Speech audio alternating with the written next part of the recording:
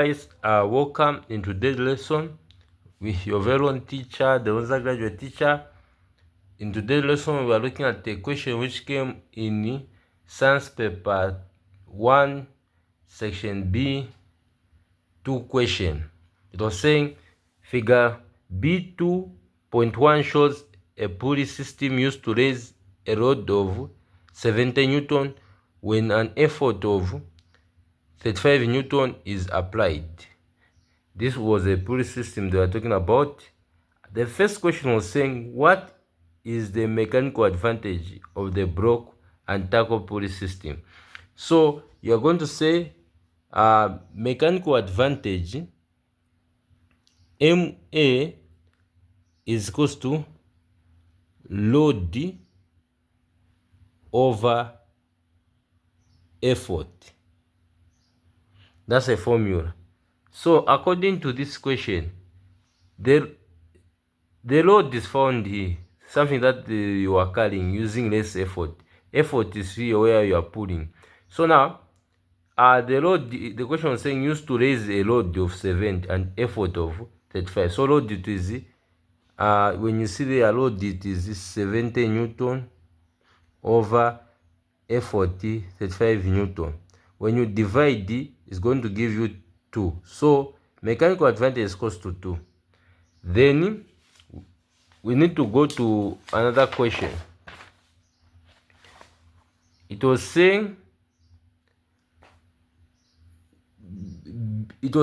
what is the velocity ratio of the pulley system?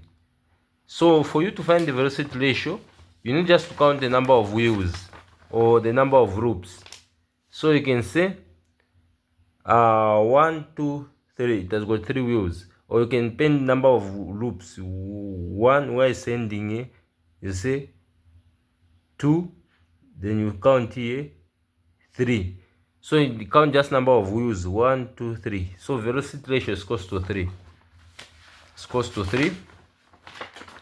You're going to say VLR velocity ratio is equals to 3. Now nice one mark is simple.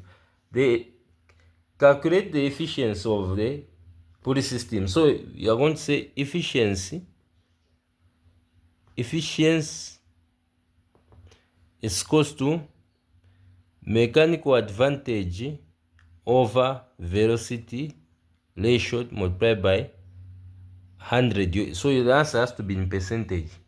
So we had found the mechanical advantage as 2, then velocity ratio 3 multiplied by 100.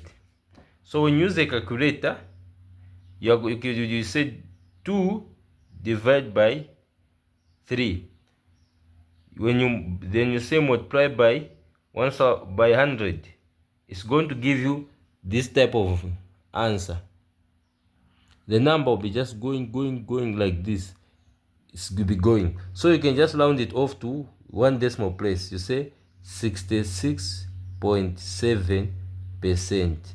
So the efficiency is equals to 66.7%. Or you can round it off, you say 67%. So why should you continue to struggle with physics when the undergraduate teacher is here?